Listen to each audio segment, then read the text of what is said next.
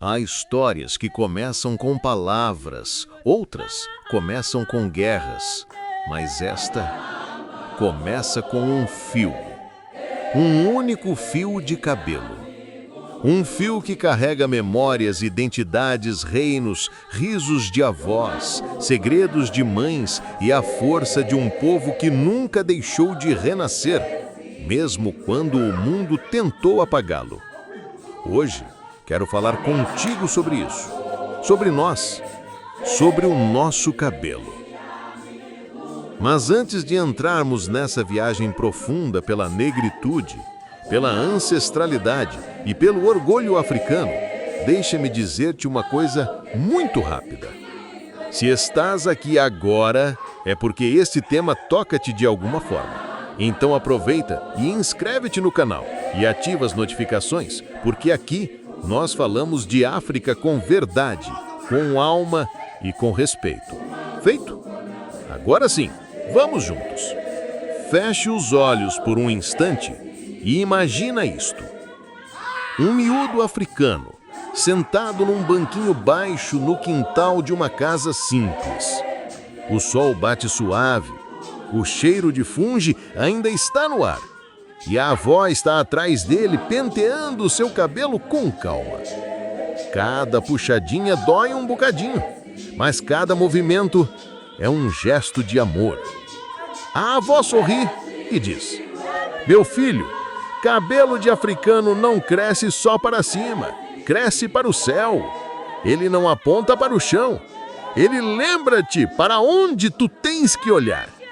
Esse menino não entende muito bem ainda, mas aquilo fica dentro dele, como fica dentro de todos nós, porque o cabelo africano não é só estética, não é só moda, não é só penteado. O nosso cabelo é um mapa, um símbolo, uma memória viva, uma resistência. E durante séculos, o mundo não soube ou não quis entender isso. O mundo olhou para o nosso cabelo e viu selvageria, viu desorganização, viu exagero, viu algo que precisava ser domado. Mas o mundo nunca perguntou por que ele é assim, que histórias ele guarda, que significados ele carrega. Talvez porque, se perguntasse, se ouvisse, teria descoberto uma beleza tão forte que não o poderia controlar. O cabelo africano sempre foi liberdade. E liberdade assusta. E é aqui que a nossa história começa a ficar mais profunda. Porque antes da colonização, antes da escravidão, antes das linhas imaginárias nos mapas, os nossos penteados falavam. Eles eram códigos, eram linguagens, eram tatuagens vivas na cabeça. Tranças que diziam: "Sou guerreiro." Padrões que diziam: "Sou casada." Desenhos que diziam: "Sou da aldeia tal." Geometrias que diziam: "Eu pertenço." O cabelo era identidade, era honra, era orgulho e ainda é. Mas hoje, no século XXI, um século de tanta tecnologia, tanto conhecimento, tanta modernidade, por incrível que pareça, milhões de pessoas ainda lutam com a mesma pergunta: por que o nosso cabelo incomoda tanto o mundo? É por isso que este vídeo existe. Não é só para explicar, é para lembrar, é para curar, é para reforçar aquilo que muitos tentaram tirar de nós. A certeza de que o cabelo africano é belo, é poderoso, é sagrado. E nesta viagem que vamos fazer juntos, tu vais perceber que o problema nunca foi o nosso cabelo. Sempre foi a incapacidade do mundo de entender a nossa grandeza. Antes do mundo tentar controlar o nosso cabelo, ele tentou controlar o nosso corpo. E esta parte da história não é fácil de contar, mas é necessária. Imagina aldeias inteiras em África, vibrantes, cheias de vida, cheias de cores, cheias de risos. E agora imagina a chegada de barcos, de homens estranhos, de mãos pesadas, de correntes frias. A partir daquele momento, tudo mudou. E uma das primeiras coisas que os escravizadores fizeram foi cortar o nosso cabelo. Não foi por higiene, não foi por praticidade, não foi por descuido, foi por estratégia. Eles sabiam que estavam tirando identidade, história, tradição, orgulho, liberdade. O cabelo africano, que antes dizia, eu sou deste povo, passou a ser silenciado à força. Mas eles não sabiam que cortar um fio não apaga uma raiz. E o nosso povo carregava raízes profundas demais para serem arrancadas. Ao longo de séculos, essa ferida transformou-se em cicatriz. Uma cicatriz que se esconde, mas não desaparece. E assim nasceu o desconforto, a vergonha, o alisamento forçado, a comparação, a tentativa de encaixar o que não nasceu para ser encaixado. Vozes dizendo, cabelo bom é cabelo liso, arruma esse cabelo, isso não é profissional, tá feia com isso. Palavras que não só ferem, moldam. E muita gente cresceu acreditando nisso, tentando mudar o que é natural, tentando ser o que nunca foi, tentando se aproximar de um padrão que nunca foi feito para nós. Mas ainda assim, a raiz resistia. Algo começou a mudar. Através da música, do cinema, da moda, da resistência política e da voz de muitas mulheres e homens que disseram: basta, o meu cabelo é meu, é a minha coroa. E foi aí que a magia começou. O black voltou a ser assumido. As tranças voltaram a ser orgulho.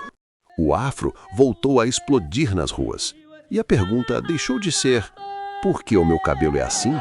E passou a ser, por que eu passei tanto tempo a esconder o que é lindo? Hoje, vivemos um momento único. As crianças negras já crescem a ver bonecas parecidas com elas. As mulheres negras já entram em entrevistas com o cabelo natural.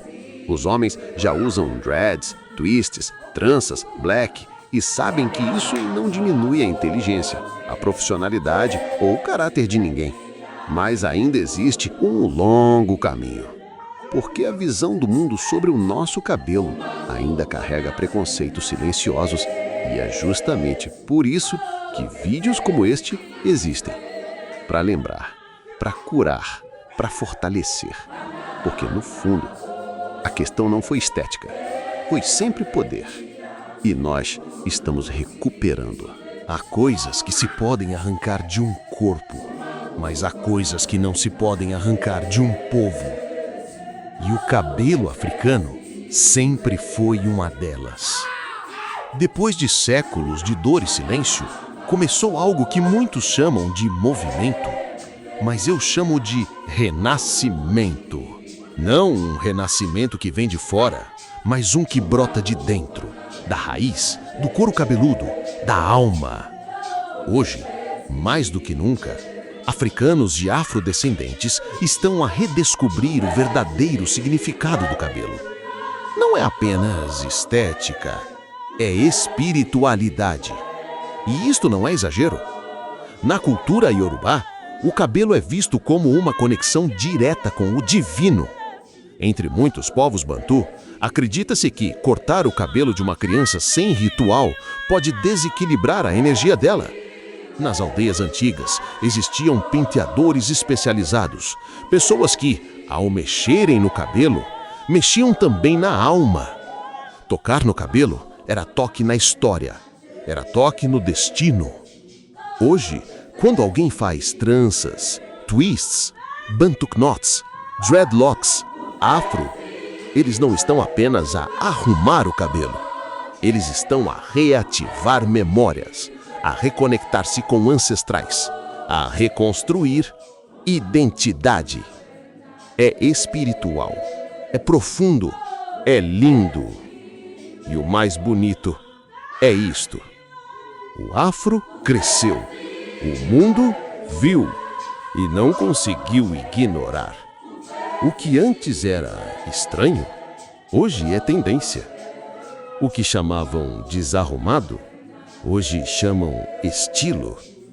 O que antes era motivo de discriminação, hoje é símbolo de resistência e beleza.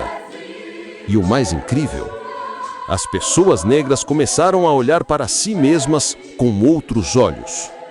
Meninas que antes choravam para alisar o cabelo, hoje sorriem ao ver o volume natural. Meninos que antes escondiam os cabelos crespos, hoje mostram orgulhosos os dreads e os twists. Homens e mulheres que antes tentavam domar o cabelo, hoje entendem. O cabelo africano não foi feito para obedecer, foi feito para ser livre. Mesmo assim, há quem ainda não entenda, quem ainda olhe com estranheza, quem ainda veja rebeldia, onde só existe natureza. Mas a diferença é que agora nós não baixamos mais a cabeça.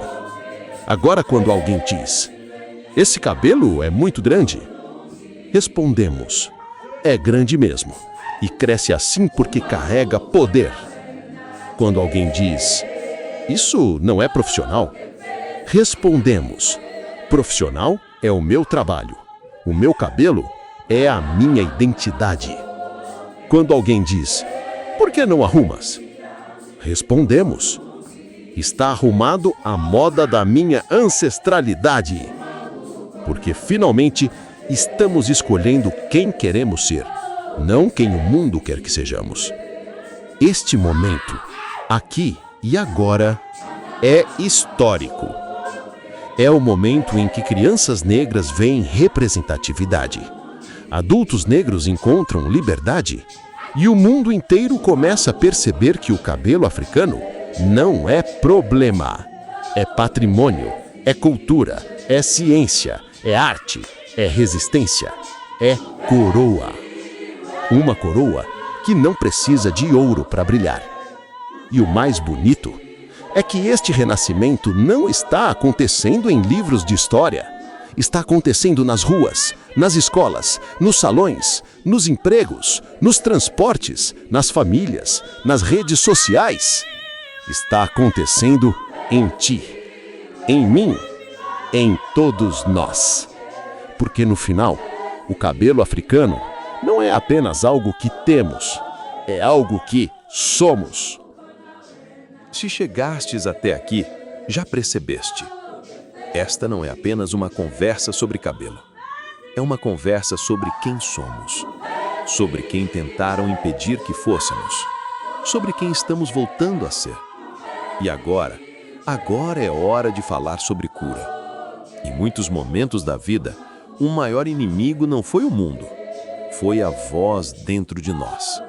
Aquela voz que repetiu durante anos frases que não eram nossas.